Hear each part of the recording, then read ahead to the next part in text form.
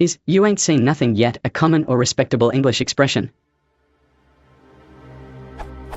Today's edition of the New York Times, December 16, 2014, carries an article written by Mark Bittman under the headline, "You Ain't Seen Nothing Yet." It begins with the following passage.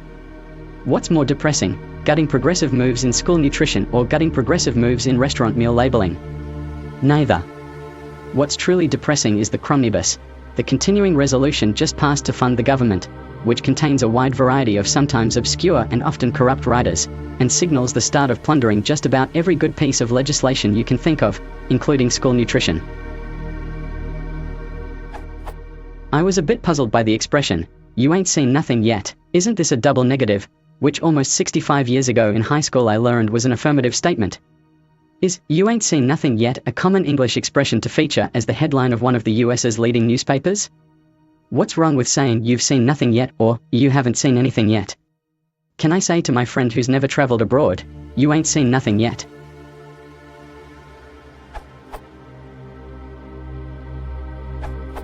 It's a common, long-standing American slang idiom intended to convey that no matter what you've seen, what you are about to see will far top it, whether for good or for bad. It has associations with pop music and Black American culture and expression, but it's a little dated. It has a retro feel to it these days.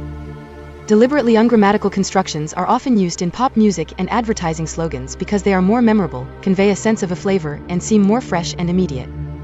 In particular, ain't is often used as an intensifier of the negative rather than a reversal of it. The use of double negatives to intensify rather than neutralize negativity is incorrect in a standard English, but common in Black American dialect and many other non-standard English dialects. "You haven't seen anything yet" does have the same superficial meaning, but utterly lacks the attitude of bravado and over-the-top exaggeration. If you tell your friend who hasn't traveled "you ain't seen nothing yet," you are boasting to him about the wonders that await him. On the other hand, if you tell him "you haven't seen anything yet," you're just belittling his past experiences. The latter expression is literal, whereas the slang expression is promotional. I was a bit puzzled with the expression, "you ain't seen nothing yet." Isn't this a double negative, which I learnt to be an affirmative statement in high school almost 70 years ago? The meaning is akin to "you haven't yet seen the best, most interesting, or most exciting part." "You ain't seen nothing yet" is a common expression. It shows up a lot of different places. For example, James Brown's 1967 hit Soul Man. "Got what I got the hard way and I'll make it better each and every day, so honey don't you fret 'cause you ain't seen nothing yet." Here the singer is telling his honey not to worry about their present condition, presumably not very good, because the best is yet to come. This usage as a reassuring or motivational statement is very common. Here's the CEO of telecommunications company telling investors that despite poor performance, they should be patient because exciting changes are ahead. Sprint looks poised to continue upping the ante, with Sprint CEO Marcelo Clore teasing more promotions and discounts to come. "You ain't seen nothing yet," Clore said, adding that the next 2 to 3 weeks has him extremely excited. As for the other part of your question, what's wrong with saying "you've seen nothing yet" or "you haven't seen anything yet"?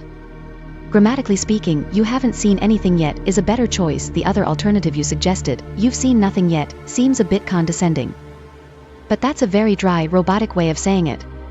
Such is the nature of English idioms or idioms in any language. Really, they add color and connotation beyond their literal meanings and constructions. Although grammatically incorrect, the phrase has gained a sort of acceptability through being repeated over the years. I seem to remember something along those lines from an old film, The Jazz Singer, about Al Jolson.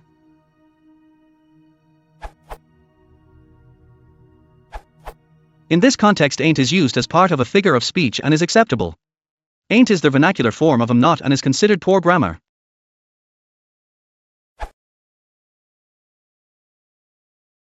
If you want to support the channel, please consider liking and subscribing.